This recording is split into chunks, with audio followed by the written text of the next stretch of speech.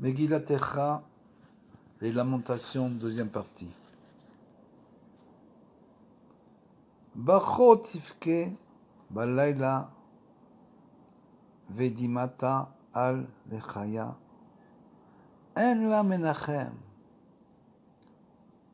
mikol oavea kol reya bagduba ayula les oivim. Elle pleure amèrement dans la nuit, les larmes inondent ses joues, elle n'a point de consolateur. Parmi tous ceux qui l'aimaient, tous ses amis l'ont trahi et ce sont devenus ses ennemis. Bachotivke, elle pleure amèrement, littéralement, pleurant, elle pleure, ou pleurant, elle pleurera. Beaucoup d'interprétations ont été proposées pour expliquer la répétition du verbe bacho, pleurer. Selon le Talmud, il faut doublement pleurer. Une fois pour le premier temple et une fois pour le second temple. C'est écrit dans Maseret Sanhedrin. Ces versets ayant été écrits avant la destruction du deuxième temple, la seconde référence à cet événement tragique, Tifke, est au futur.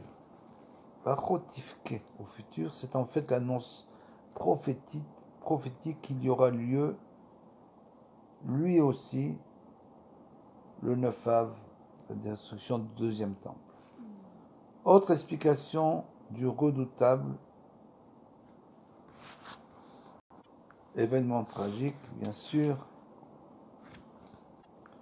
et du doublement du verbe pleurer à cause de Juda et de Sion et Jérusalem en référence à l'exil des 10 tribus et à celui de Juda et de Benjamin. Autre interprétation du verset, Bacho Tifke, elle pleure et incite les autres à pleurer avec elle. C'est écrit dans le Midrash. Bacho est écrit avec un Vav au lieu d'un He, car les lettres Aleph, He, Vav, Yud sont grammaticalement interchangeables en hébreu, comme le dit le Ibn Ezra. Balayla dans la nuit, le temple brûla la nuit, comme l'explique Rashi. Sa douleur est sans répit, même la nuit. Le mot Balayla dans la nuit désigne spécifiquement la nuit de Tisha B'Av, qui, depuis l'époque des Meraglim, des explorateurs, est restée une triste nuit vouée au deuil et à la méditation. Le Khem Dima. Selon le récit du Talmud de Sanhedrin, toujours la même page, 104b, lorsque les Meraglim, les explorateurs envoyés par Moïse pour prospecter la terre de Canaan, revinrent avec des nouvelles décourageantes, le peuple pleura cette nuit-là, cette nuit du Navav. Dieu dit à Israël, vous avez pleuré pour rien, aussi je fixerai à cette date un jour de pleurs pour les générations futures. Autre explication, lorsque quelqu'un pleure la nuit, tous ceux qui l'entendent pleurent avec lui. Car le bruit des sanglots se fait plus déchirant dans le silence de la nuit. Midrash. Beaucoup de coutumes propres à Tisha B'Av tirent leur source de ces versets des lamentations. Par exemple, le Maharam de Rothenburg déduit de Bacho Tifke Balayla, elle pleure amèrement dans la nuit, que le livre d'Echa doit être lu publiquement seulement la nuit et non le matin, contrairement à la Megillat Esther qui est relue le matin. C'est faire le minagim. Vedimata al-lechaya, les larmes inondent ses joues, car elle pleure sans arrêt, comme le dit Rashi, comme une femme pleurant le mari de sa jeunesse. Le Midrash précise que ces larmes font allusion aux jeunes gens. Lorsque l'ennemi entra dans le temple, il se saisit des jeunes gens et leur lia les mains derrière le dos. Ils pleuraient et leurs larmes coulaient sur leurs joues, car ils ne pouvaient les essuyer. Et ils restaient comme des cicatrices brûlantes. Le Zohar spécifie que si les portes de la prière sont fermées, dit-on, depuis la destruction du temple, celles des pleurs ne sont pas closes. Comme c'est écrit dans la Maseret Brachot 32b, Sha'arei Dimaot lo ninalu. Néanmoins, seuls les pleurs motivés par un repentir sincère sont acceptés, non ceux que provoque la douleur physique et la souffrance. C'est-à-dire que bien sûr, quand quelqu'un pleure sur son sort, et prie en pleurant sur son sort, alors à ce moment-là, la prière n'est pas acceptée automatiquement du fait qu'il pleure. Je vous dis ça pour pas que on croit systématiquement que quand on se met à pleurer, la prière est acceptée, et après, quand on ne l'est pas acceptée, on se demande pourquoi. C'est tout simplement parce qu'on a pleuré sur notre sort. Par contre, quand on pleure sur nos fautes, sur le fait qu'on n'a pas fait teshuva, alors là, la prière est acceptée. Parce que le fait de pleurer sur ses fautes provoque la teshuva, provoque une teshuva profonde. Comme le dit le texte ici, néanmoins, seuls les pleurs motivés par un repentir sincère sont acceptés.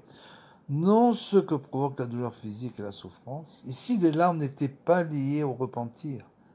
Elles n'ont donc pas pu s'élever vers le ciel, c'est-à-dire quand il y a eu la destruction du Beth Amikdash, simplement elles restaient sur les joues. En hébreu, pour exprimer le réconfort et la consolation, on dit sécher les larmes de ses joues. Parce que Sion ne trouvait pas de consolateur, ses larmes restaient sur ses joues. En la menachem, elle n'a pas de consolateur. Al-Sher explique qu'elle gémissait la nuit pour ôter aux ennemis le plaisir de la voir pleurer, mais le chagrin était si intense que ses larmes restaient sur ses joues même le jour. Et malgré cela, elle n'éveillait aucune compassion, elle ne trouvait pas de consolateur parmi tous ceux qui l'aimaient. On parle ici, bien sûr, de la Jérusalem. Comme on l'expliquait dans le cours précédent, ça peut être aussi la Shrina qui pleure pour la destruction du temple. Comme c'est écrit dans le Midrash, qu'après la destruction du temple, la Shrina est restée 3 ans sur le Harat Sophim, en pleurant sur la destruction du temple, en espérant que les Juifs feraient Teshuvah, et comme elle n'a pas fait Teshuvah, les Juifs n'ont pas fait Teshuvah, alors elle est remontée dans les cieux. Bien qu'alors elle n'ait pas trouvé de consolateur, Dieu la réconfortera dans l'avenir, selon les paroles du prophète. Anochi, Anochi ou Menachem Chen.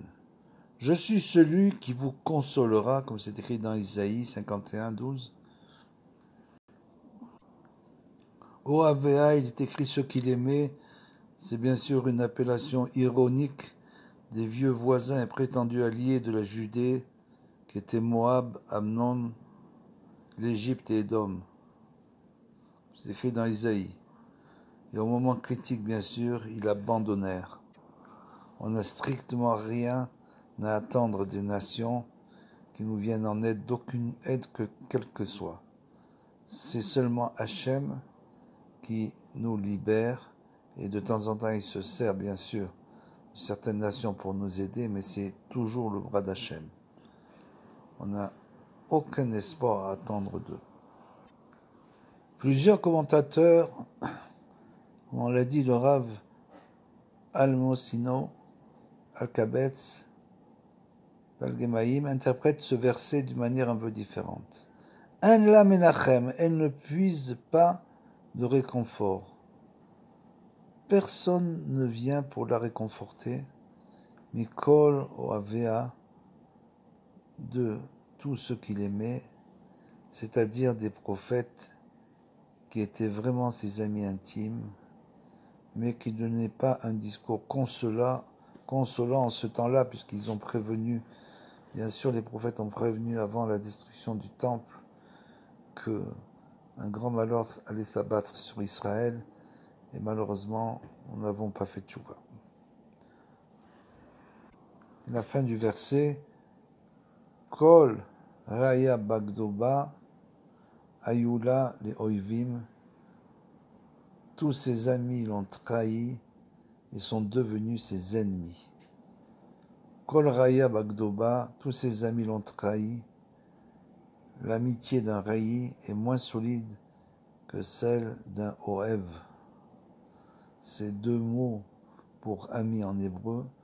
Aux heures difficiles, ses amis intimes se sont tenus simplement à l'écart, sont restés neutres, tandis que les autres la trahirent, se joignirent activement à l'ennemi babylonien, comme c'est écrit dans le Lechem Dima.